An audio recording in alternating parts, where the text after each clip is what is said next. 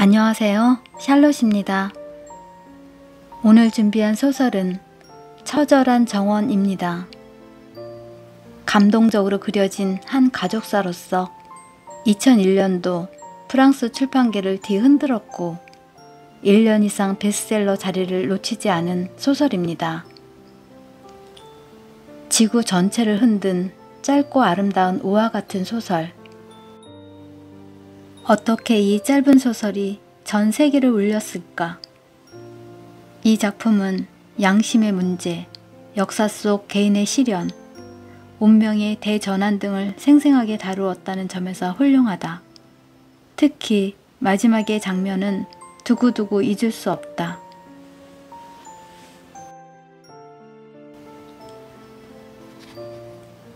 이제 나는 아버지가 정말 보통뿐이 아니라는 사실을 잘 알고 있다.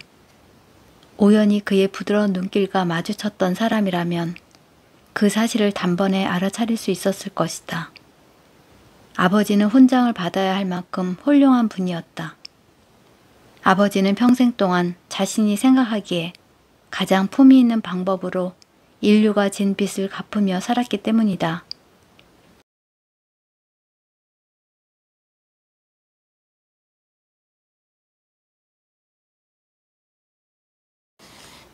어머니 말에 따르면 가스통 삼촌은 할 줄 아는 일이 아무것도 없는 사람이었다.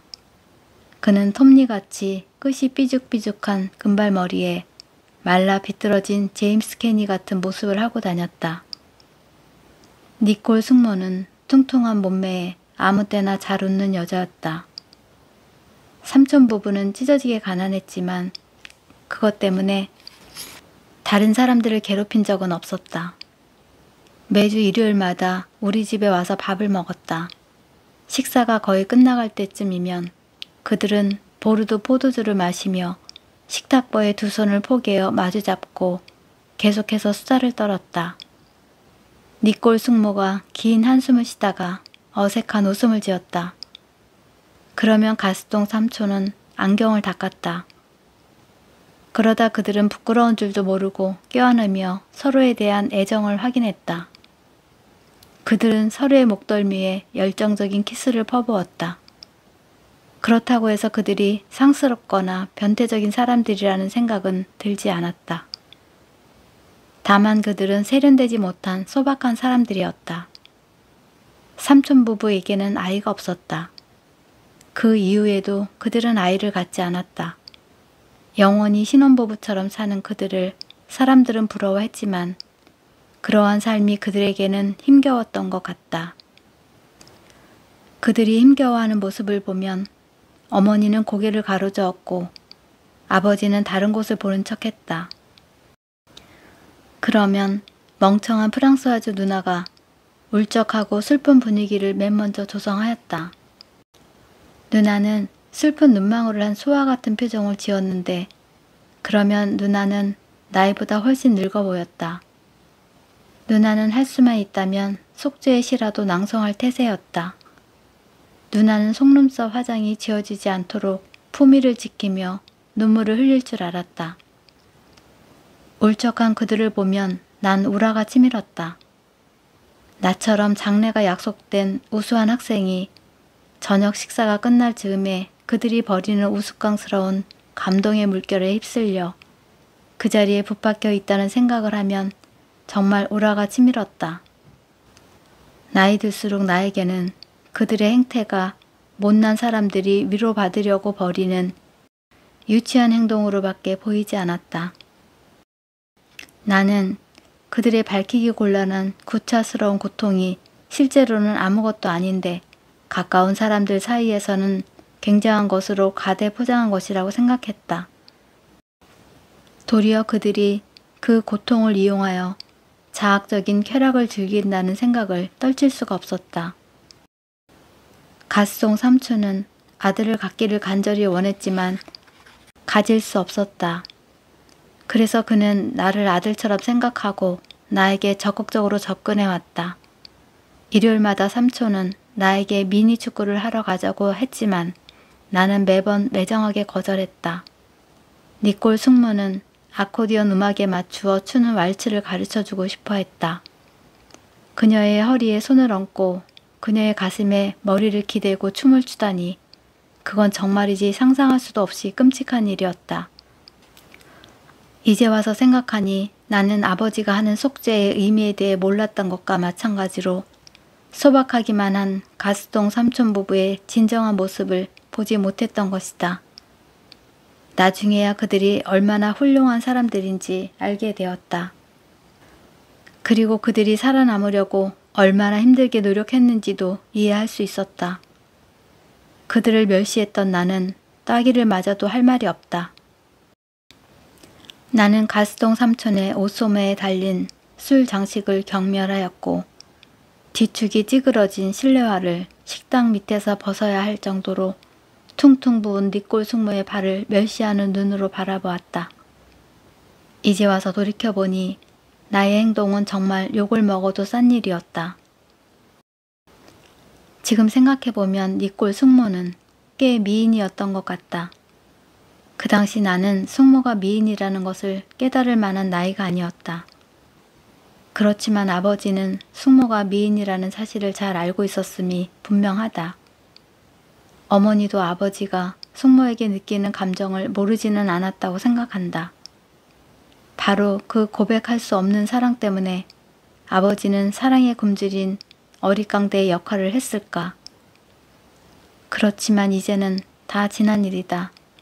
희미한 기억만 남아있을 뿐. 물론 지금은 가스동 삼촌도 니꼴 숙모도 이 세상에 없다. 삼촌은 아침에, 숙모는 한밤에 돌아가셨다. 그들의 죽음을 슬퍼하며 눈물을 흘리거나 가슴 아파하는 사람은 아무도 없었다. 그들이 죽었을 때는 나의 부모님 역시 이 세상 분들이 아니었다. 그리고 나와 누나는 멀리 있어서 미처 연락이 닿지 않았다. 이제 그들이 살아있었다는 흔적은 몇 장 남아있지 않은 가족 사진에서나 찾을 수 있다. 그러나 사진 속에 있는 군인 머리를 한 안경 낀 꺽다리와 그를 껴안고 있는 통통한 여자가 누구인지 아무도 모르게 될 때에는 그 사진들마저 쓰레기통에 버려질 것이 분명하다. 내 기억으로 그들의 스냅 사진이 내게도 있었던 것 같다. 그러나 서랍을 뒤져봤지만 찾을 수 없었다. 노르망디에서 독일어 교수로 있는 누나에게 부탁해야만 할 것 같다. 누나는 돌아가신 부모님과 가스동 삼촌 부부의 유물을 아직도 간직하고 있다. 누나는 마른 꽃잎과 쓰고 남은 노끈까지도 버리지 않고 간직하는 감상적인 사람이다. 누나는 상상력이 풍부한 엠마 보바리와 같은 여자라서 자신이 겪지 않은 일에도 감동하곤 했다. 누나를 찾아갔어야 했을까? 아니다. 그것은 누나에게나 나에게나 고통스러운 일이다. 그리고 이제는 아무 소용도 없는 일이다. 더군다나 나는 누나처럼 품위를 지키면서 우는 방법을 알지 못한다. 나는 울 때면 눈이 퉁퉁 붓고 눈물과 콧물을 주체할 수 없이 흘린다.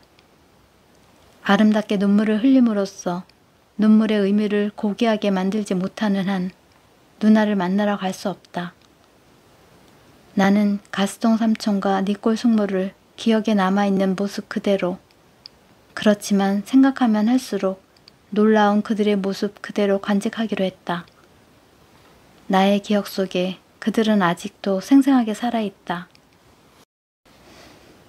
왜냐하면 아버지가 어릿광대로 살아야 하는 저주를 받게 된 이유를 나에게 가르쳐준 사람이 바로 가스동 삼촌이었기 때문이다. 내가 어른들만 알고 있는 비밀의 세계로 입문하게 된 곳은 바로 달이라는 영화를 상영하고 있던 극장의 바였다. 영화관 이름은 전차 혹은 지하철 뭐 그런 이름이었다. 교통수단 이름이 붙은 영화관이라면 분명히 화려한 대도시와는 거리가 먼 공단 지역의 뒷골목에 있을 영화관이었을 게 분명하다. 그 당시는 눈깔 사탕이라도 주면 아이들이 울다가도 그치던 시대였다. 어느 일요일 오후였다. 우리 6 사람은 다이나를 타고 갔다. 앞좌석에는 아버지와 엄마 사이에 니콜 숙모가 앉고 뒷좌석에는 프랑스와즈 누나와 나 사이에 가스통 삼촌이 편하게 앉았다. 우리 모두는 있는 대로 멋을 부리고 나섰다. 머리기름을 바르고 향수까지 뿌리고 쫙 빼입었었다. 그런데 이상하게도 어른들의 표정에는 비장함 같은 것이 깃들어 있었다. 가스통 삼촌까지도 비장한 각오를 한 듯 하였다. 나는 무슨 일인지는 모르지만 엄청난 일이 벌어질 것이라는 사실을 직감적으로 느꼈다. 그것은 누나도 마찬가지였던 것 같다. 나는 영화를 보면서 그 속에서 무엇인가를 짐작할 수 있으리라고 생각하고 열심히 보았지만 허사였다. 영화가 시작될 때 자막을 읽었지만 영화에 나오는 유일한 여자 배우 코르딜라 트란토우만 아는 배우일 뿐 나머지는 모두 독일 이름들이었다. 그런데 그때 가스통 삼촌과 니콜 숙모 그리고 아버지는 감격하는 눈치였다. 그들은 서로 팔꿈치를 치면서 몸을 들썩였다. 그리고 영화가 시작되자 잠잠해졌다. 마지막에 끝이라는 자막과 함께 영화관이 밝아졌다. 사람들은 한동안 밝은 빛에 적응하지 못하고 눈을 깜빡거렸다. 그러다 일어나 영화에서 받은 감동에 취한 상태로 앞사람을 따라 출구를 향하여 비탈진 복도를 천천히 걸었다. 그들은 좋은 영화였다고 속삭였다. 영화는 아이들과 길을 잃은 독일 군대에 관한 이야기였다. 동정심 많은 화사관은 아이들에게 전술적으로 중요하지 않은 다리를 지키는 일을 시킨다. 아이들은 너무도 어리석고 순수하여 자신들도 어른들처럼 잘할 수 있다고 생각하였지만 결국엔 모두 죽고 만다. 영화는 슬픈 내용이었지만 전쟁에서 승리를 거둔 프랑스 사람들인 우리 가족과는 아무 상관없는 이야기였다. 어쨌든 영화는 감동적이었다. 프랑스와즈 누나는 감동으로 눈물을 흘려 두 눈이 촉촉하게 젖어 있었다. 비탈진 복도를 빠져나오자 작은 홀이었다. 영화관 밖으로 나가려면 영화관에 있는 바를 지나가야 했다. 한편 엄마와 숙모 그리고 누나는 길 건너편 천막에서 파는 튀김을 사 먹으러 영화관 밖으로 나갔다. 그때 아버지와 가스통 삼촌은 의미심장한 시선을 교환하더니 나를 바의 생맥주통에서 가까운 곳에 멈춰 세웠다. 삼촌과 나는 두 개의 둥그런 의자에 앉았다. 나는 레모네이드를 주문했고 삼촌은 생맥주를 주문했다. 삼촌은 숨을 깊이 들이마셨다. 삼촌의 행동을 보며 무언가 중대한 말을 하려고 한다는 것을 느꼈다. 그는 나에게 말을 하려고 별러왔던 것 같았다. 그는 이제 때가 됐다고 생각하는 것 같았다. 물론 가스통 삼촌 혼자의 생각은 아니었다. 그 뒤에는 아버지가 있었다. 아버지는 카운터 뒤쪽에 털썩 주저앉아 담배를 피웠다. 카운터에서 한 여급이 계산서를 찍고 있었다. 가스통 삼촌이 나에게 이야기하는 동안 아버지는 테이블에 있는 생맥주를 건드리지도 않았고 계산서를 찍고 있는 여급을 쳐다보지도 않았다. 그저 자신의 내면 속에 침잠해 있었다. 그의 표정은 매우 평온해 보였다. 한편 가스통 삼촌의 이야기는 강물이 흐르듯 매끄럽게 흘러갔다. 그의 이야기에는 원한이나 미움이 남아있는 것 같지 않았다. 그렇다고 뽐내는 것 같지도 않았다. 그는 눈을 내리깔고 소박하고 솔직하게 이야기할 뿐이었다. 가스통 삼촌은 사투리가 심했으나 나는 삼촌의 말을 잘 알아들었다. 그렇지만 흠집이 많이 난 호마이카 테이블을 사이에 두고 나에게 아버지가 왜 어릿광대로 살 수밖에 없었는지를 설명할 때 그는 되도록 사투리를 쓰지 않으려고 했었다. 삼촌이 그때 무슨 단어를 썼는지 그리고 얼마나 앞뒤가 맞지 않는 어법을 사용했는지는 이제 거의 다 잊어버렸다. 그렇지만 내가 기억하는 것만은 삼촌이 말한 그대로 연기에 옮겨보겠다. 아직도 삼촌이 말하는 모습과 문장들이 생생하게 보이고 들리는 듯하다. 삼촌의 이야기는 자신이 겪었던 잔인한 순간들의 그림자에 불과한 이야기가 아니었다. 그는 자신의 삶 전체의 문을 나에게 열어준 것이다. 삼촌은 내면 깊숙하게 간직하고 있던 전부를 잔인한 발자국들로 짓밟혀 피범벅이 된 처절한 정원을 나에게 내어주었다. 삼촌이 전해준 그 생생한 이야기를 그대로 전할 수 있을까? 그러니까 1942년 말, 43년 초쯤이었을 거야. 나와 네 아버지는 레지스탕스 세포 조직에 가담했지. 그런데 우리 동네에 있는 변압기들을 모두 폭파시키라는 명령이 떨어졌지 뭐냐. 제일 먼저 두해역에 있는 변압기를 폭파시키라는 거야. 그런데 아직까지도 왜 그 변압기를 폭파시켜야 했는지 그 이유는 모르겠다. 이렇게 삼촌은 자신의 아름답고 성스러운 삶에 대한 이야기를 시작했다. 삼촌은 이야기하다가 가끔 향수에 잠긴 채 카운터 뒤 벽에 붙어있는 낡은 포스터로 눈을 돌렸다. 포스터에는 가슴을 드러낸 여배우들과 멋진 카우보이 모습을 한 배우들이 있었다. 버트 랭거스터, 버지니아 메이오, 엘리자베스 테일러, 몬티 클리프트와 같이 보기만 해도 침을 흘리게 만드는 대스타, 영화 속의 영웅들이었다. 나처럼 조숙한 내 친구들도 사족을 못 쓸 정도로 이 배우들에게 심취해 있었다. 그런데 그날은 가스통 삼촌과 니콜 숙모, 그리고 아버지에 비하면 그들은 정말이지 너무도 초라했다. 그 스타들은 단지 김 빠진 환상에 불과했다. 밖에는 햇볕이 내리쬐고 있었다. 그때 삼촌은 우리 프랑스 역사에서 가장 어두운 시기에 일어난 일을 이야기했다. 가스통 삼촌은 본격적으로 자신의 이야기를 시작했다. 겨울이 끝나는 무렵이었을 거야. 딱 요즘 같은 날씨였어. 맨날 날씨는 을씨년스럽기만 했었지. 비 오는 날이 많고 맑은 날은 거의 없었어. 거기에다 전쟁이 터져 사람들이 죽어나가고 배급제인가 뭔가 그런 것 때문에 먹고 사는 게 점점 힘들어지고 이런 날들이 하루아침에 끝날이라고는 아무도 기대하지 않았단다. 그렇다고 맨날 슬픈 생각만 하고 살 수는 없는 거잖니. 그래서 모두들 너무 어깨를 쭉 늘어뜨리지 않으려고 애쓰며 살았단다. 우리도 마찬가지였어.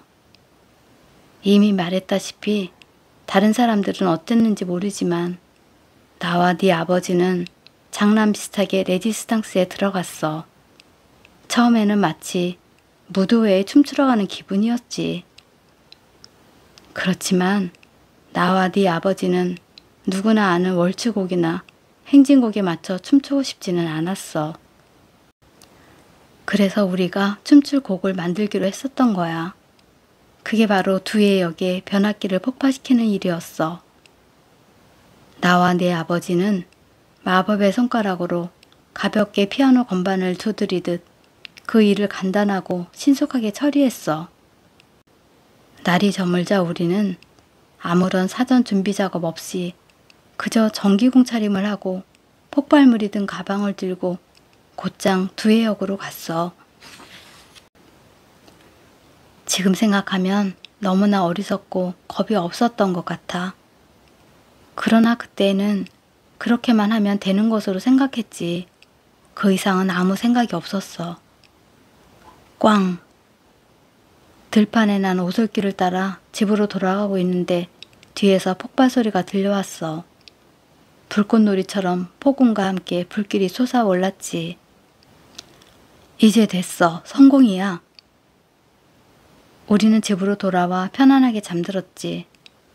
돌아오는 길에 감기조차 안 걸렸지 뭐냐. 처음 반나절 동안 우리는 털끝 하나도 다치지 않고 깨끗하게 일을 해치웠다고 믿었어. 별로 기대하지도 않은 일이 너무 쉽게 이루어졌을 때 느끼는 그런 기분이었어. 아무 생각도 없이 복권을 샀는데 그게 당첨되었을 때 같은 그런 기분 말이야. 어쨌든 우린 살면서 2번이나 복권에 당첨된 거나 마찬가지였어. 한 번은 변압기를 폭발시킨 바로 그날 저녁에 당첨된 거고, 또 한 번은 포위되어 지하실에서 꼼짝 못하던 바로 그날 아침에 당첨된 거야.